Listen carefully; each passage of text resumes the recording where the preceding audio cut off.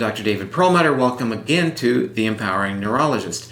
Today we're going to explore something sort of unique in the world of plants. The book is called The Plant Paradox by Dr. Stephen Gundry. We'll be talking with Dr. Gundry in just a moment. Dr. Gundry really has an interesting view of plants and talks about, from an evolutionary perspective, how plants developed techniques and things that can help shield them from predation or being gobbled up by animals like ourselves. They have ultimately evolved to create what are called lectins, a type of protein that is harmful to animals. And Dr. Gundry believes, and has quite a bit of support in his book, that lectins may be harmful to humans as well. He is a well-known cardiovascular surgeon, having performed over 10,000 heart operations. He's also a New York Times best-selling author. His previous book, Dr. Gundry's Diet Evolution, really talked about his career shift back in 2008, and now the new book, The Plant Paradox, deals with what he has learned since that time. Dr. Gundry is the founder of a very popular wellness blog, as well as a YouTube channel, and we're going to be giving you information about that. So let's learn some more interesting things about diet, and specifically today, we'll learn about plants.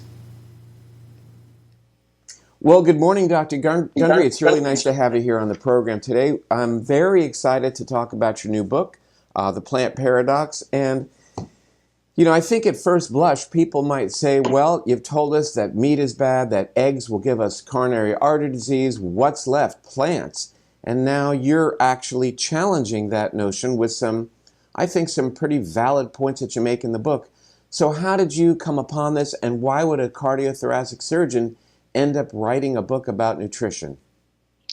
Well, my life changed about 17 years ago when I was chairman and professor of cardiothoracic surgery at Loma Linda University. And I was pretty famous for doing baby heart transplants and for operating on people who nobody else wanted to. And there was a guy who is named Big Ed, who came from Miami, Florida.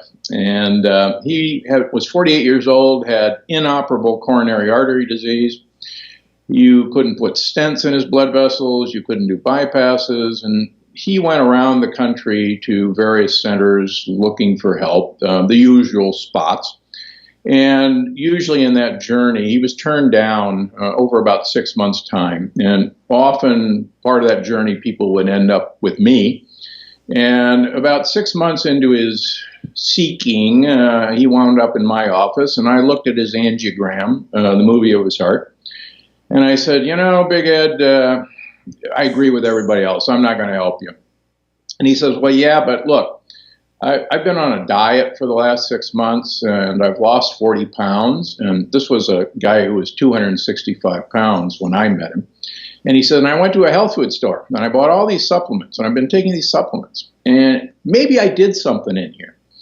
And, I'm scratching my professor beard and going, well, good for you for losing weight, but that's really not going to do anything. And I know what you did with all those supplements. You made expensive urine, which I really believed back then. And he says, well, come on, what would it hurt to do another angiogram? And I said, okay. So we got another angiogram. And in 6 months' time, this guy had cleaned out half the blockages in his heart. That's not supposed to happen. And no, it's not supposed to happen. Now, I put on my surgeon hat and I said, hey, this is great. Now we've got some places to put bypasses. And actually the next day, I did a 5-vessel bypass on it. And if I knew what I knew now, of course I wouldn't have, but I didn't know that then. But after we're done, I said, tell me about this diet and let me look at those supplements. And so he starts describing the diet, and about 2 sentences in, I go, wait a minute, time out. I had this crazy major at Yale University back in the dark ages where I could design my own major. And my major was to defend a thesis. And the thesis was you could take a great ape, manipulate its food supply, and manipulate its environment, and prove that a human would result with that manipulation. And so I spent 4 years and defended my thesis successfully, and then tucked it away in my parents' house and went on to do heart surgery. And as Big Ed starts describing his diet, I go, wait a minute, that's my thesis from Yale.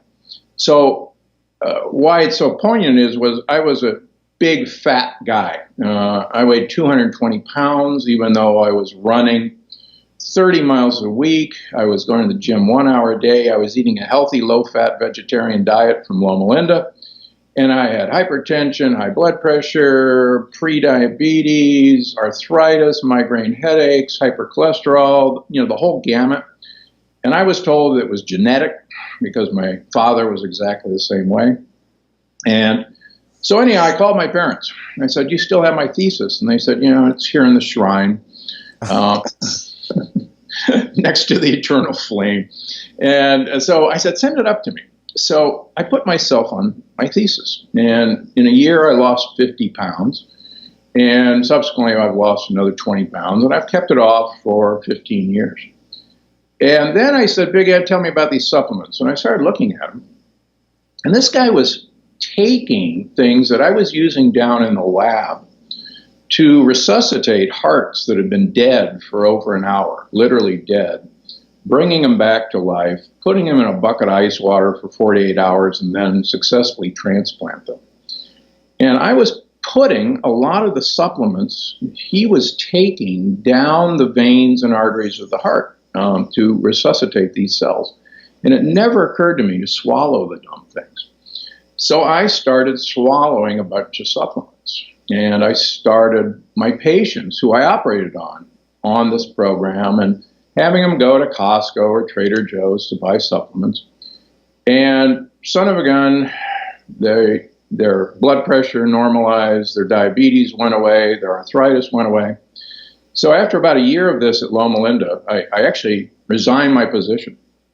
Because one day I looked in the mirror and I said, I really shouldn't keep slicing people open if I can tell them how to, reverse these problems with food. And so I set up an institute in Palm Springs and just asked people to play with me. And in exchange, every 3 months, I wanted about 12 tubes of blood. And I send it around the country to various labs looking at inflammation markers, inflammatory cytokines, hormonal changes, and a picture actually very rapidly emerged of what individual foods would do to an individual person. So that resulted in my first book, Dr. Gundry's Diet Evolution. And that was very successful, and a lot of people with autoimmune diseases started showing up in my doorstep. And they would say, well, what do you know about autoimmune disease? And quite frankly, I said, well, not much, but I know a lot about the immune system because I'm a transplant immunologist. And one of my specialties was xenotransplantation, one species to a completely different species, and actually hold the world record for the longest pig to baboon heart transplant, 28 days survival. The previous record was 5 hours. So I'm pretty doggone good at fooling the immune system. So I said, well, I know what the immune system's looking for. Let's see why the immune system is so turned on by what you have. And luckily, through some really nice inflammatory cytokine tests, we could pinpoint people with what was going on at the inflammation level that you and I both think underlies everything. And I was lucky enough to discover lectins, which I was interested actually from the first book, but it really started coming together when I had a few more tests like adiponectin, like TNF-alpha, and I could actually see when we took away certain substances from people, what would happen. And no, I'm just going to say, so lectins really became a central theme, at least in the new book, The Plant Paradox. And right. For our viewers, maybe you could walk us through the notion that plants evolved to contain these self-protective chemicals and what they do to insects, and then also therefore the concern as it relates to humans. Yeah, plants are quite amazing. They were here first. They had really good before animals arrived. Nobody wanted to eat them. When animals arrived and insects were their first predator, plants had a problem. They couldn't run, they couldn't hide, they couldn't fight, but plants are chemists of incredible ability. They can turn sunlight into matter, and we haven't figured out how to do that yet. So what they do is chemical warfare. And one of their prime chemical warfare agents is a protein that are called lectins. And lectins are designed to attach to sugar molecules. They're what are called sticky proteins. And the sugar molecules they attach to are quite interesting. And one of those sugar molecules, and there won't be a test on this, is sialic acid. And sialic acid is a sugar molecule that's actually used to in the space where nerves communicate, where one nerve talks to the other. And lectins can bind to sialic acid and basically hack into the nervous system of the insect that was their original predator. And they could paralyze the insect. And a paralyzed insect is a horrible predator. So this has been biological chemical warfare between plants and animals since animals arrived. And I happen to think one of our problems is, to a plant, we're just a giant insect. And the things that might incapacitate an insect in a couple of bites may take years and years and years for us to notice. But I think the effect is actually very much the same. And I'll tell you a fascinating story that how I got interested in the nerve effect of lectins. I mentioned in my book a very good friend of mine now, who I call Tony in the book. And Tony was an early adapter of my first book. And he had actually pretty bad vitiligo. And vitiligo is where we lose the pigmentation in our skin. Michael Jackson suffered from vitiligo. He's probably the most famous vitiligo person. And he had big patches of white on his hands, and he had some on his neck. And after about 2 months of being on my program, he called me and he says, "You're not going to believe this, my vitiligo is gone." And he says, "Well, what do you think about that? You know, what did that?" And, you know, I could have been cute and say, "Well, my diet's very anti-inflammatory, and that's why your vitiligo's gone." But because I'm a researcher, I said, nah, that's too easy. So I started looking at melanocytes, and melanocytes, as you and I know, are modified nerve cells. And so I'm going, interesting, things that I'm taking away from Tony made his body stop attacking these modified nerve cells. And so I said, well, wait a minute, lectins are designed to attack nerve cells, or have your own body attack nerve cells. It's called molecular mimicry.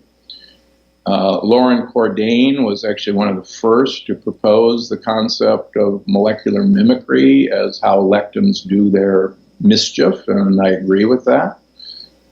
So that actual event with Tony actually kind of started me really focusing on lectins, and actually made me start looking at lectins and the brain in general. And I think that's where you and I actually have a lot of commonality. Well, so lectins became a central theme of your new book, and there are, I think for our viewers, they're going to want to know which are the foods that are high in lectins that they may want to reconsider in terms of adopting a healthy diet. Sure. So I look at this from an evolutionary perspective, and our line is about 40 million years old. We're evolved from tree shrews, and we ate a very heavily plant leaf, tree leaf-based diet. And we're evolved, not only our genome, but more importantly, our microbiome genome, to handle and to recognize the lectins in leafy plants. And there's lectins in everything, but the longer we've evolved to associate with these plants, and more importantly, our gut microbiome has evolved to handle these plants, things are actually pretty good. So fast forward to 10,000 years ago when agriculture started, and all of a sudden we're introduced to two totally foreign lectin-containing food groups. One is the grains, which are grasses. We're clearly not evolutionarily designed to eat grasses. We never interacted with them until about 10,000 years ago. And the other is the bean family. And the beans are lethal unless heavily cooked, heavily modified. 5 raw kidney beans can kill a human being within 5 minutes by coagulating their blood. Most people know the white powder ricin that you send to your elected official. Ricin is the lectin of the castor bean. A few molecules of ricin will kill you virtually instantaneously. So plants equip their babies, their seeds, with incredibly powerful defense mechanisms to thwart an animal eating them, to make an animal feel bad, to make an animal not thrive. And the idea is that if the animal isn't thriving or feels bad or, for instance, has heartburn, just as an example, the smart animal says, every time I eat these things, I'm not doing good, I'm going to go eat something else. That worked actually very well until humans arrived. Now, the next step in time that I talk about is that all of us in America are actually not from America. We're from Europe, Asia, or Africa. So that means none of us were ever exposed to a lectin plant from the Americas until 500 years ago when Columbian trade started. And it's interesting, some of our most beloved foods are actually American plants that I think we have no business eating. Kind of top of the list are the nightshades, potatoes, eggplant, peppers, tomatoes, and goji berries. Fascinatingly enough, goji berries are American. They were taken to China in trade. And the lectins are primarily in the peels and the skin and the seeds. And interestingly, the Italians always peel and de-seed their tomatoes before they make sauces. My grandmother on my mother's side was French, and she had taught my mother to always peel and de-seed tomatoes before she sliced and served them. And in fact, I never had a sliced tomato with peels and seeds until I went away to Yale, and it was the strangest thing I ever saw because I actually never had one. So you look at traditional cultures. I'll give you an example. The Southwest American Indians always charred and peeled their peppers and de-seeded them before they ate them or ground them into chili powder. You'll never open a can of green chilies and see peels and seeds because they're gone. The other, go ahead. Well, I'm just going to ask you, what is it about seasonality, though, that might play into this? Because I know you mentioned that in the book. Yeah, you know, the other thing that I think is important is we clearly evolved working on a circadian rhythm. We have seasonal rhythms, we have moon cycle rhythms, we have a 24-hour clock gene. We know now our gut microbiome actually has its own circadian rhythm, and I and others are convinced that much of jet lag has to do with the microbiome circadian rhythm being changed by jet lag, not so much our own circadian rhythm. But seasonality, great apes only eat fruit once a year during fruit season, which is summer. And they use fruit to gain weight for the winter. All great apes only gain weight during fruit season. And the reason they gain weight is because winter, whether it was a dry season, rainy season, a cold season, was a time of less food. And that was true for us as humans as well. And plants are actually very clever, and they, believe it or not, want us to eat most of their fruits because we'll distribute their seeds, their babies, somewhere away from the plant. And they use fruit particularly the color of fruit, to induce us to eat it. And they're very clever. They use fructose as their sugar because fructose doesn't raise insulin and doesn't increase leptin initially. So we can eat a lot of fructose without actually ever getting full. And that benefits the plant because we'll eat more of their babies that we'll distribute. And it benefited us because we would gain weight when we needed it the most. But that seasonality is gone now. Our computer can't imagine that a 747 could bring blueberries to Costco in February from Chile. And one of the things I stress for my patients is that if you're eating blueberries in February, your entire circadian system does not know it's February anymore. It actually thinks it's August, and that you should be storing fat for winter that, quite frankly, never comes. And you also mentioned, I'm going to get back to lectins for just a moment, that there are even lectins in certain animal products that we consume. And that was a bit of a surprise. This was a surprise to me. And I had a number of patients who, with autoimmune diseases, got a lot better by taking away their grains, taking away their beans, taking away their nightshades, taking away peanuts and cashews.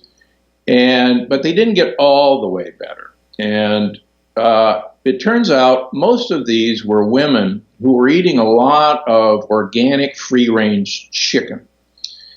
And there were a couple of reports in the alternative medicine literature of the possibility that if you fed inappropriate lectins to animals that weren't designed to eat those lectins will appear in the meat. And for instance, a chicken is not designed to eat corn or soybeans. It's designed to eat bugs. They're insectivores. Neither is a cow or a pig designed to eat corn or soybeans. They're designed to eat grass or acorns or bugs. So I started asking these particular patients to give up their organic free-range chicken.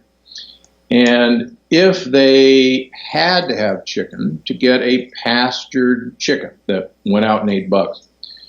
And I talk about one psychologist from LA in the book who had horrible lupus, and we got her off of all her drugs. And she was thriving, except she still had eczema on her eyelashes. And we went through the list, and the only thing I could find was she was eating primarily organic free-range chicken. And I said, do me a favor, stop it, and let's see what happens. 2 weeks later, she calls back. She said, you're not going to believe this. My eczema's gone. And I said, there's this theory. And I've seen several more now. In fact, we just had one this week, that it was the organic free-range chicken that was the final straw. So I didn't want to believe it, but I've seen it enough now, and it makes really now complete sense to me. It's how the food we eat, we are what we eat, but more importantly, we are what the thing we're eating ate. And we've totally changed that really in the last 50 years. A chicken is now really an ear of corn with feathers. And you and I know we're not designed to eat corn. Well, that ear of corn is likely GMO glyphosate treated corn that has altered not only the chicken's microbiome, but will certainly have an effect upon ours as well. Absolutely. I was reading this morning, oddly enough, wasn't even looking for it, but there was an interesting article about you written by a Dr. David Katz, also from Yale, and he's been certainly a critic of my work and was a critic of your work as well. And it's okay, because if we're not criticized with these ideas, it means we're not at least opening the door to making progress. You talk a lot in the book about the dangers of soy that may even go well beyond just the lectin story. Tell us about that, because soy remains, in the vegetarian world, soy remains a very popular source of protein. Yeah, I think because of my Loma Linda Adventist connections. I'm not an Adventist, but I've got to know soy up close and personal, and I have a large number of vegetarian and vegan patients who seek me out. And one of the things that struck me with these individuals who, contrary to popular opinion, have actually very poor health, is that they were basically pasta and grain and soy-atarians. They were not vegetarians. And when I took soy away from them, except fermented soy, things like miso and occasional tempeh, it was one of the most dramatic turnarounds that I see in people. Soy not only has a lot of lectins, they're a bean like any other bean, but soy has some very fascinating estrogen-like compounds and some pretty interesting anti-thyroid compounds. It's a goitrogen. And there are so many people walking around with hypothyroidism, particularly in the vegetarian and vegan community. And I think soy is at least a good part of this. So, yeah, there's a great discussion of that in the book by Nora Gedgaudas, Primal Mind, Primal Body, talking about the effects of soy on the thyroid. The concern that there is in terms of the estrogenic part of the story as it relates to infant formula. So something we really want to think about. You do get back to looking at the gut, and you have a section in your book that deals with these non-steroid anti-inflammatory drugs, the Aleve and the ibuprofen that everybody thinks they need to take with every ache and pain. And you really call that out as being a potential significant risk to health. Can you walk us through that from a mechanistic perspective?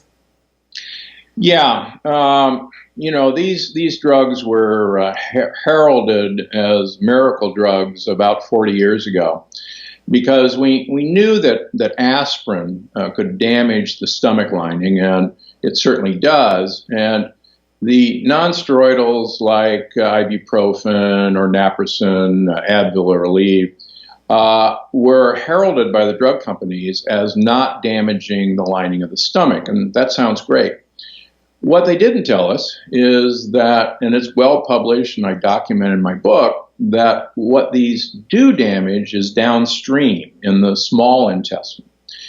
Now, we didn't know it, that this was happening because our endoscopes, our gastroscopes, couldn't get down into the small intestine, but we could see into the stomach, and lo and behold, people who were taking these anti-inflammatory NSAIDs didn't have any stomach problems.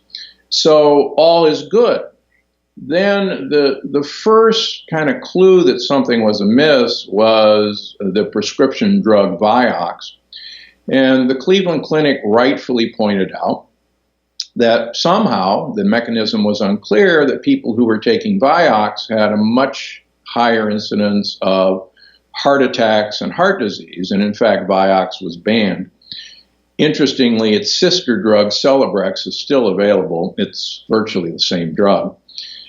And we now have compelling evidence that people who take Advil or Aleve for as little as 4 days have a dramatically increased risk of heart attack or stroke. And what happened at the level of the intestinal wall is these things are literally like swallowing hand grenades. They completely denude sections of the wall of the gut. And when that happens, not only is our gut permeable to lectins, but more importantly, it's permeable to bacterial particles called lipopolysaccharides, LPSs. And I'm convinced, and I'll bet you're convinced, that much of what we see going on in the brain is due to, at its fundamental area, leaky gut. And NSAIDs, Aleve, and Advil are actually one of the biggest unknown causes of this that are out there. And we're giving children Advil, and you're right, this stuff is given away like candy. the drug companies have known that the more of this we take, the more inflammation we'll actually incite, and the more of these we will need. And this is a gateway drug. And they have known for years that you will then graduate to the opioids. And that's exactly what happened. Well, let me back up a little bit for our viewers and just kind of walk through what Dr. Gundry has just talked about. And that is the availability of these drugs and their effects upon increasing permeability. Now, why would I, as you mentioned, as a neurologist at all be concerned about the permeability of the gut lining? I mean, that's miles and miles away.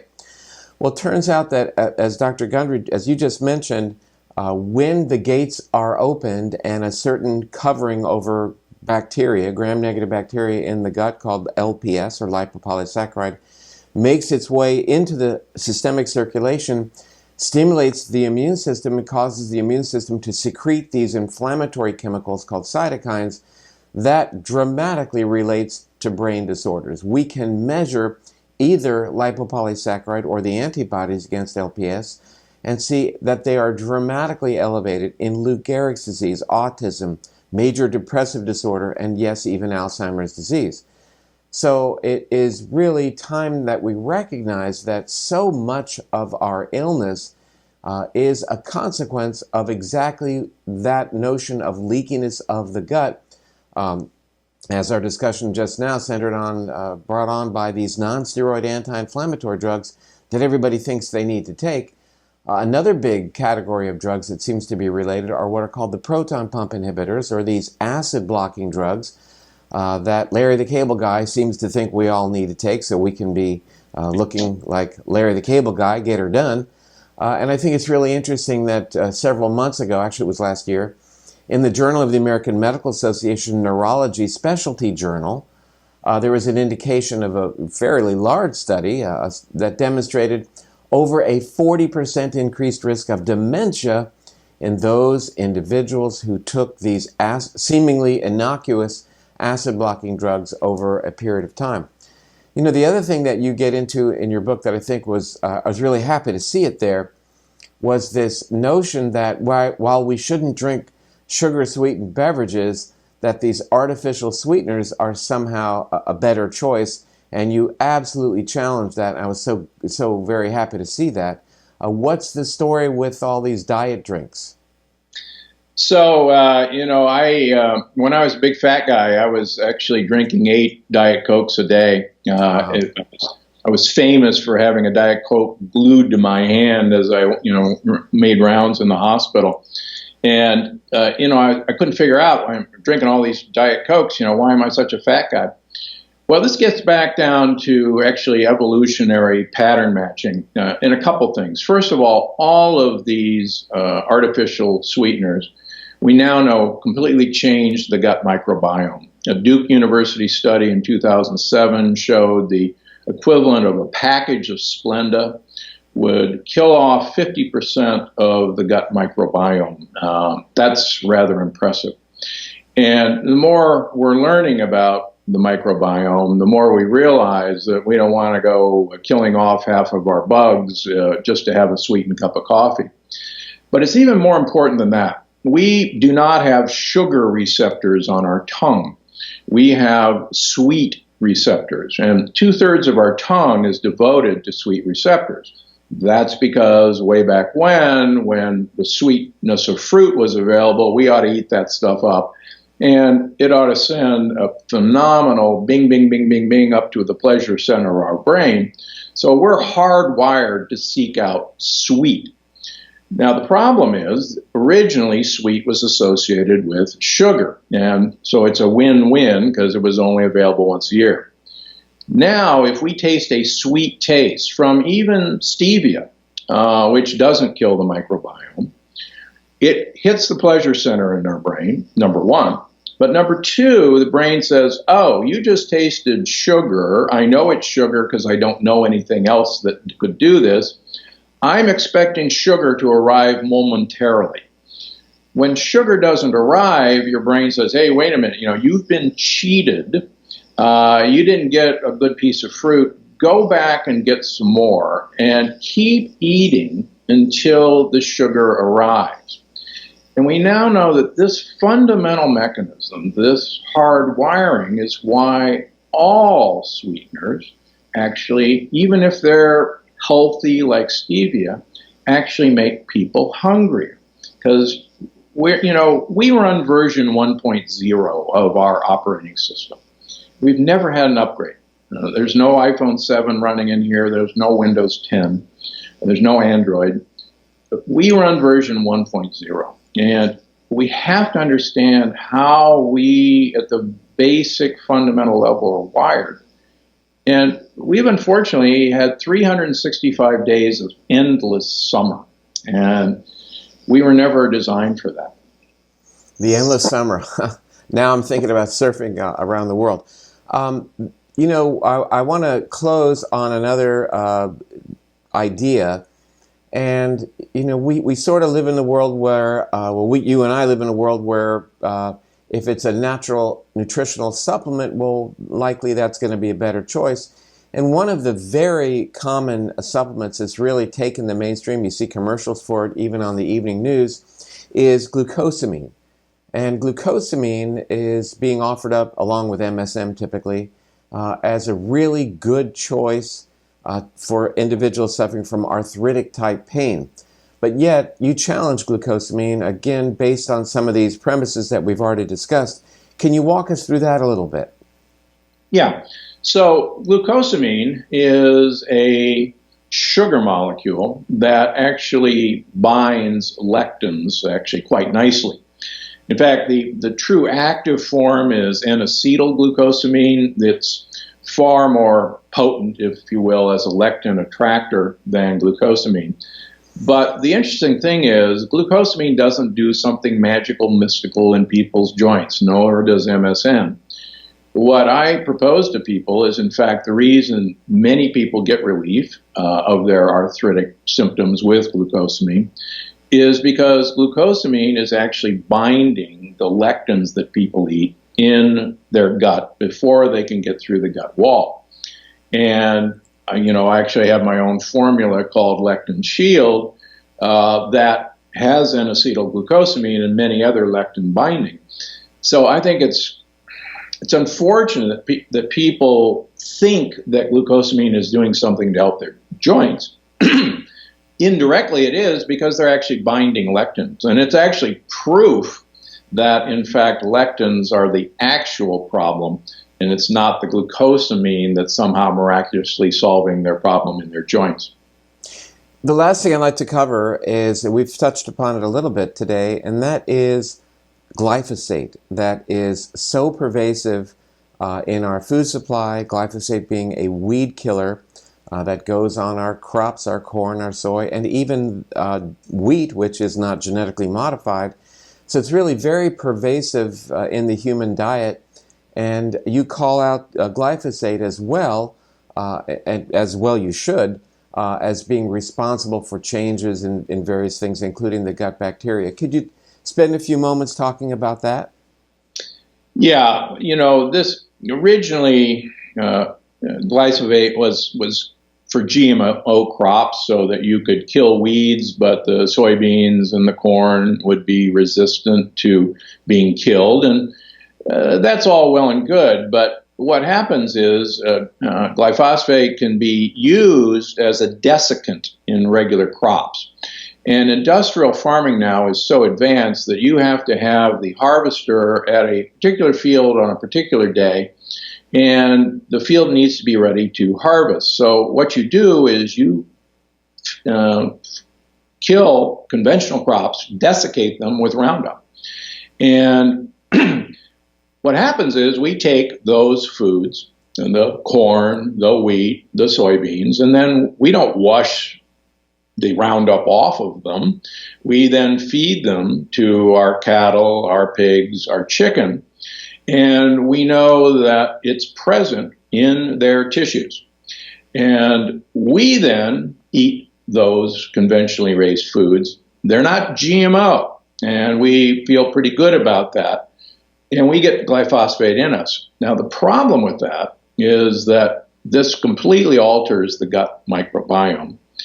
And not only that, but the microbiome is capable of making glyphosate through the shikimate pathway available as an absorbed compound into the human being, where Monsanto said it would never come. It changes how vitamin D works in our body. It changes how cholesterol synthesis works. It changes how we manufacture coenzyme Q10. We find it in mother's breast milk. Recently, we know it's in California wines, even organic California wines. And one of the things that is amazing is it makes people who are not necessarily sensitive to gluten sensitive to gluten. So I see many people who swear on a stack of Bibles that they're sensitive to gluten, but they don't test positive for any of the gluten genes. They don't test positive for celiac.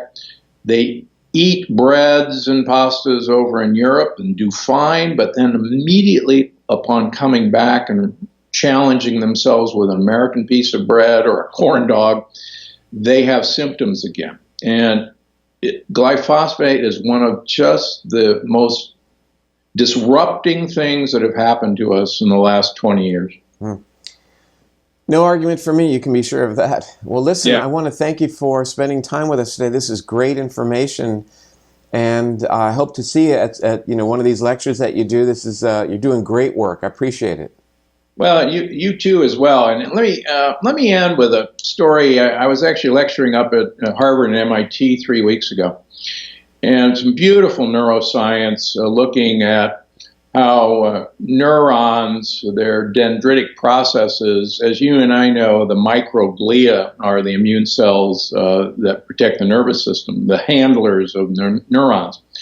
And beautiful work showing that microglia in Alzheimer's and Parkinson's and other forms of dementia are pruning these dendritic connections between neurons.